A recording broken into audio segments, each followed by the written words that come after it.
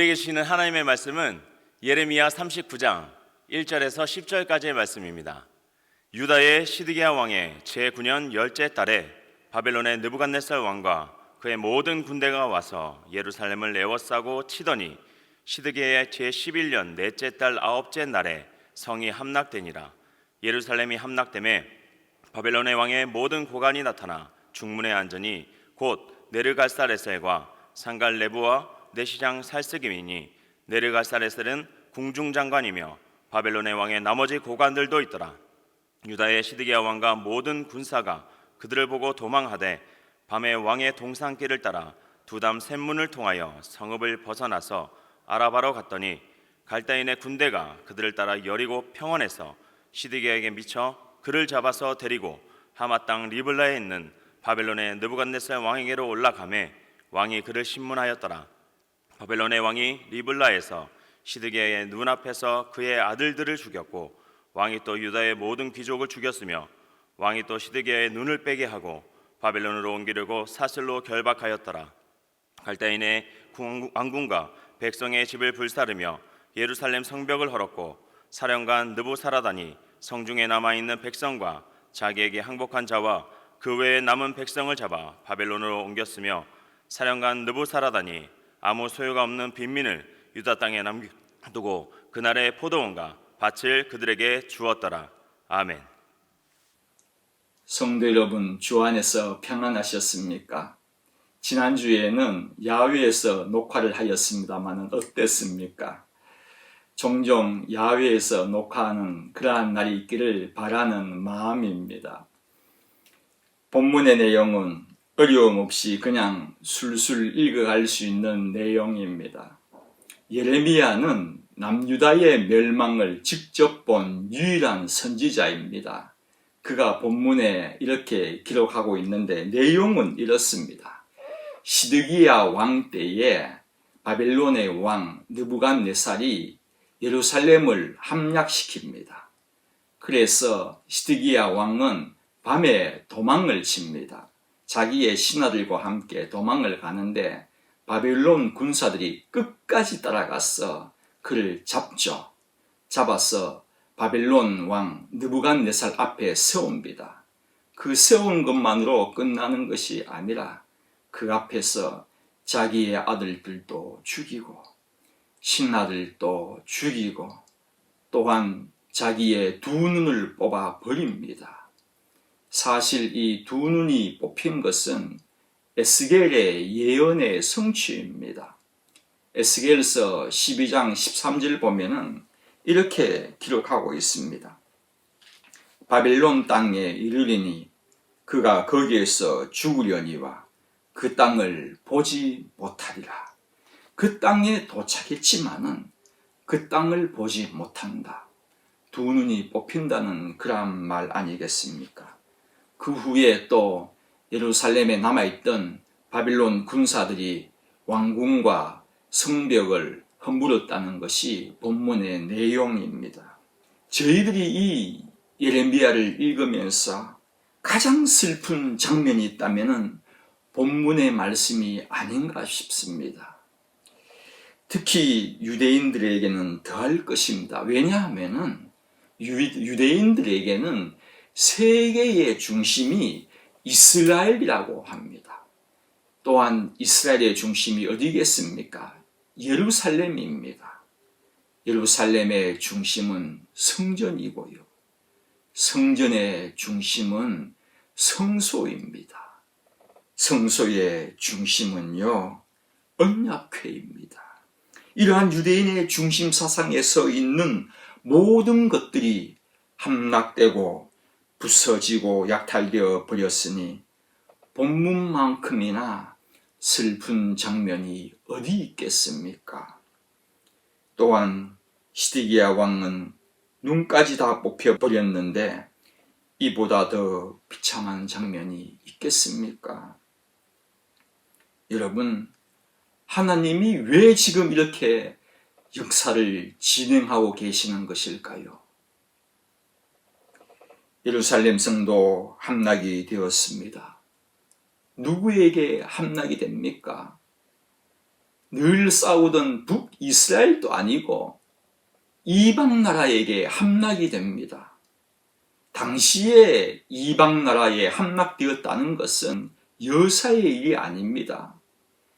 전쟁은요, 신과 신의 전쟁이라고 하지 않습니까? 이방 신이 하나님 나라의 성을 함락시켰다는 그러한 것입니다. 이방 신이 어디 감히 하나님의 나라를 함락시킬 수가 있습니까? 왜 예루살렘 성은 함락되어서는 안 됩니까? 거기에는 성전이 있었기 때문입니다. 이 성전이 어떤 곳입니까? 하나님께 예배드리고 하나님의 이름을 높이고 하나님께서 주신 그 은혜를 찬양하는 곳 아닙니까? 솔로몬의 봉헌 예배와 기도를 여러분들은 기억하실 것입니다. 성전을 다 짓고 봉헌 예배를 드리면서 기도를 하지 않습니까? 열왕기상 8장입니다. 내가 참으로 주를 위하여 계실 성전을 건축하였사오니 주께서 영원히 계실 처소로소이다. 하나님이 영원히 계시는 곳이 성전이라는 그런 말입니다. 이 종이 오늘 주 앞에서 부르짖음과 비는 기도를 들으시옵소서 하면서 적국 앞에 패할 때에도 비가 내리지 않아도 기근과 전염병이 있어도 이방인이 부르짖어도 들어주십시오라고 기도를 합니다. 그 기도에 하나님께서 응답하시지 않습니까? 내 이름을 영원히 그곳 성전입니다. 그곳에 두며 내 눈길과 내 마음이 항상 거기 있으리라. 그렇게 말씀하셨습니다. 하나님의 눈길과 마음을 두는 곳, 가장 귀하게 여기는 곳, 하나님이 임재하는 곳이 성전이라는 말씀입니다. 하나님이 그렇게 직접 말씀을 하셨습니다. 그러한 이 성전도 이방 나라에게 난장판으로 만들어져 버렸다는 것입니다. 이게 어찌 여사의 일입니까? 그뿐만이 아닙니다. 우리가 정확히 알 수는 없지만 많은 신학자들은 바벨론에게 함락당했을 때에 그때에 법궤라고도 하고 여호와의 궤라고도 하는 언약궤까지 빼앗겼다고 그렇게 추측을 하고 있습니다. 언약궤를 그들이 왜 가져갔겠습니까? 그 안에는 뭐가 있었습니까? 상남 아론의 지팡이, 그들에게 무슨 소용이 있겠습니까? 막대기에 불과했을 것입니다. 만나 항아리, 더 좋은 항아리가 바벨론에게는 더 많았을 것입니다. 십계명, 이방인에게는요, 쓰잘데없는 문구로만 보였을 것입니다. 이것들이 있어서 가져간 것이 아니란 말입니다. 그러면 왜 바벨론 사람들이 이 언약궤를 가져갔을까요? 저는 그러한 생각을 해봤습니다. 금으로 사였기 때문입니다. 그것도 순금으로 사여 있었기 때문에 그들에게는요, 하나의 금괴로 보였다는 것입니다. 단지 돈으로만 보였기 때문에 가져간 것은 아닐까요? 성도 여러분, 언약궤가 여러분에게도 순금으로 입혀져 있다고 금괴로만 보이십니까? 이스라엘 민족에게는 1년 동안 지은 죄를 사하는 날이 있었습니다. 대속죄일입니다. 대제사장이 염소를 잡습니다. 염소를 잡아서 그 피를 어떻게 하냐 하면은 속죄소 위와 그 앞에 뿌렸습니다. 피를 속죄소 위에 뿌렸다는데 속죄소가 어디입니까? 십계명이 들어있는 그 언약궤는요, 뚜껑으로 사여져 있습니다. 그 뚜껑을 쉬운 좌라고도 하고 쉬운 소라고도 하고 속죄소라고도 하는 은혜의 보호자입니다. 그 위에 뿌렸다는 것입니다. 우리의 모든 죄를 쏟아부어 사함을 받는 곳이 쉬운 소 언약궤입니다. 죄의 삭은 사망입니다. 언약궤는 그들에게는요, 금괴로만 보였을지 모르지만 우리에게는요, 날마다 죄와 죄를 사함을 받는 생명을 부여받는 곳이 아닐까요? 이마저도 바벨론이 싹쓸이하듯이 가져가 버렸는데 이제 이스라엘 백성, 그들의 죄를 어떻게 사함을 받을 수가 있습니까? 쉬운 소가 없어졌는데요. 예루살렘 성은 왜 함락이 되면 안 되는 것입니까? 내 집이 무너져 버리기에 그렇습니까? 내 땅을 잃어버리기 때문에 그렇습니까? 아닙니다.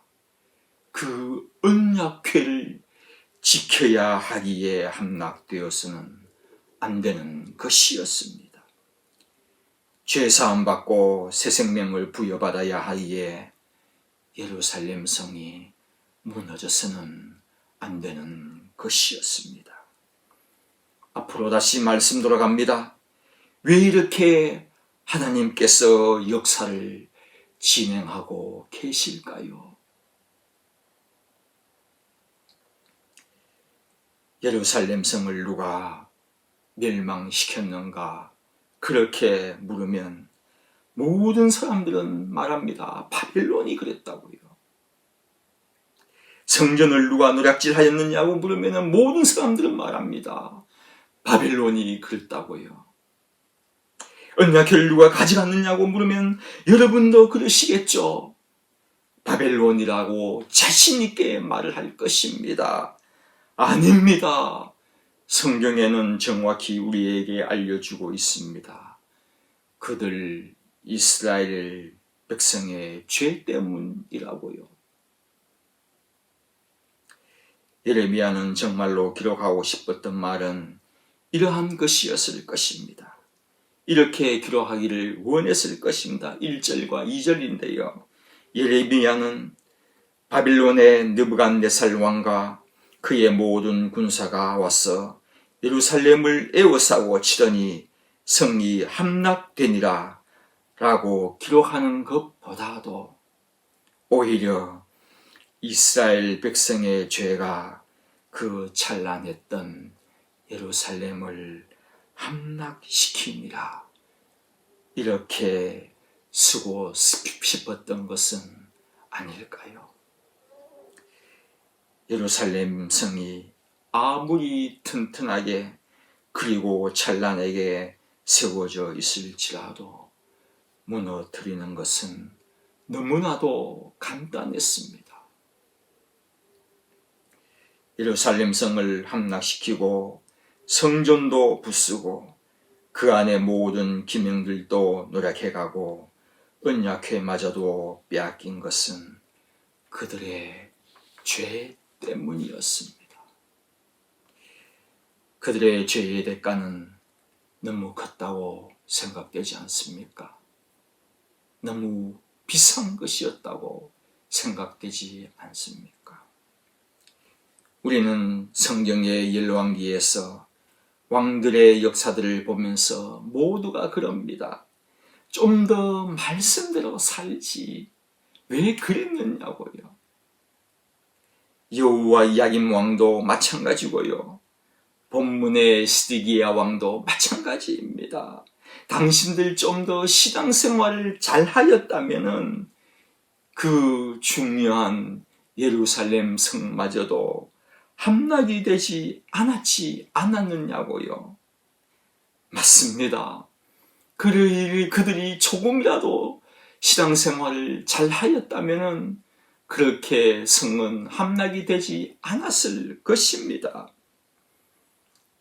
그러나 그렇게 말하기 전에 우리들은요, 나의 죄 때문에 천지를 지으신 하나님이 돌아가셨다는 사실은 까맣게 잊고 있는 것은 아닙니까?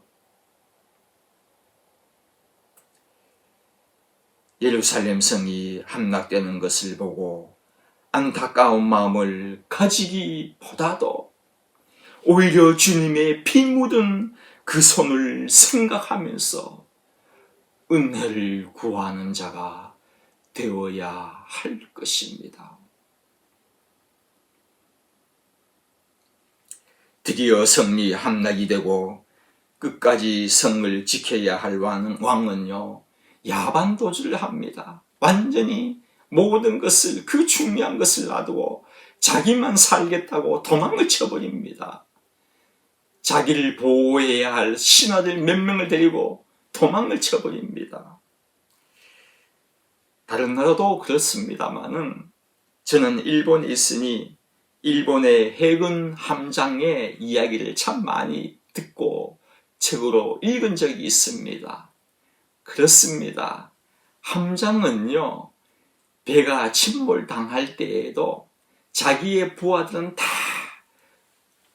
대피시켜 놓고 본인은 자기의 사랑하는 배와 함께 수장함을 택하죠. 그들이 이 본문의 이야기를 읽는다면 여러분 얼마나 비웃겠습니까?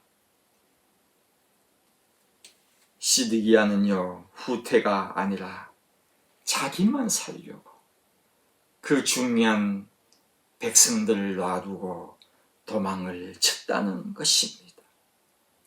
결국은 어떻게 됩니까?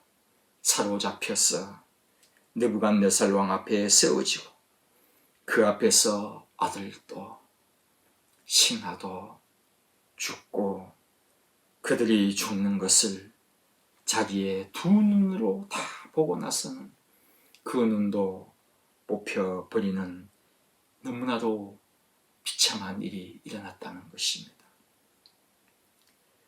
왕이 포로가 되었습니다. 건강하던 그 모습이요, 두 눈이 뽑혀서 장애인이 되었습니다. 그 멋지고 화려하게 지었던 왕궁과 집들도요, 다 불태워져 버리고 잿더미가 되어버렸습니다. 무슨 말입니까?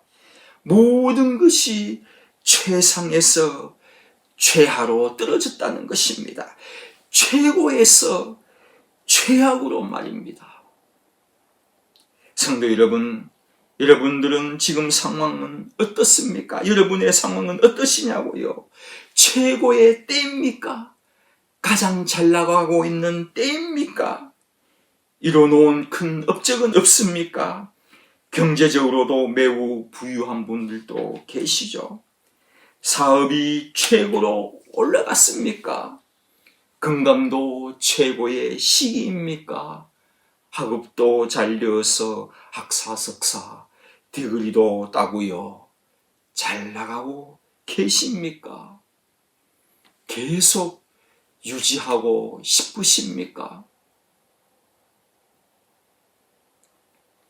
나의 지혜로 사업을 잘 이뤄나가는 것이 아닙니다.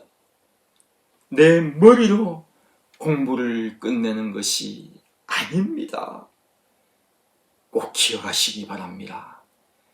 신앙생활이 뒷받침해야 유지가 되고 나의 일들을 깔끔하게 끝낼 수가 있는 것입니다.